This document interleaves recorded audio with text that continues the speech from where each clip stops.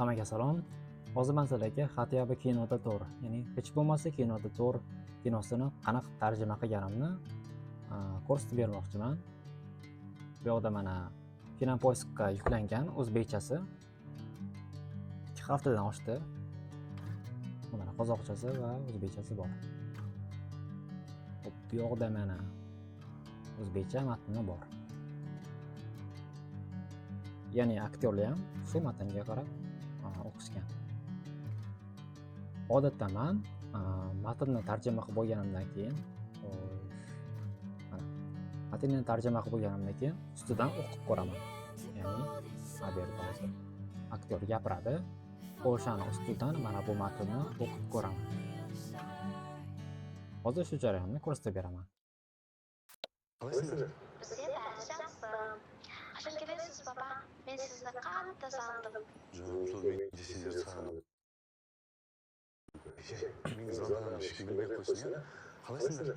Bizga barchasi. Qachon kelasiz, papa? Men sizni qattiq sog'indim. O'zi mayli, men ham sizlarni sog'indim. Boraman, faqat hozir sizlardan ko'rishga ilojim yo'q. Nega, papa? Mana shunaqa qilib o'qib ko'raman. Endi buni o'zbekcha ko'ramiz. Qachon kelasiz, dada? Sizni juda sog'inib ketdim. O'zim aylanay, men ham sizlarni sog'indim. Boraman, faqat hozir sizlar bilan ko'rishga ilojim yo'q. Nega, dada? Qolgan aktyorlarni ham ko'pchiligini o'qib ko'raman. Masalan, men buni o'qib ko'rishim shart emas.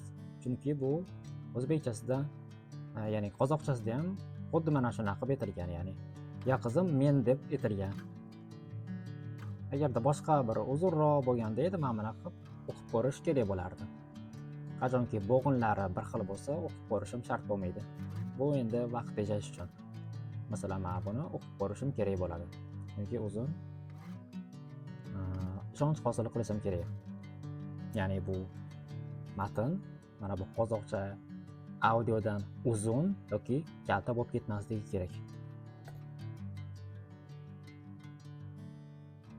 Men bu joylarga masalan slash qo'yib ketaman, pauza bo'lgan joylarga. Hozir o'sha joyni ko'rsataman.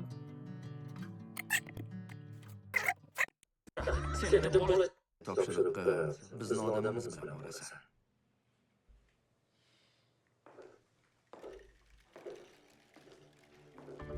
Salom. Yaxshimisiz?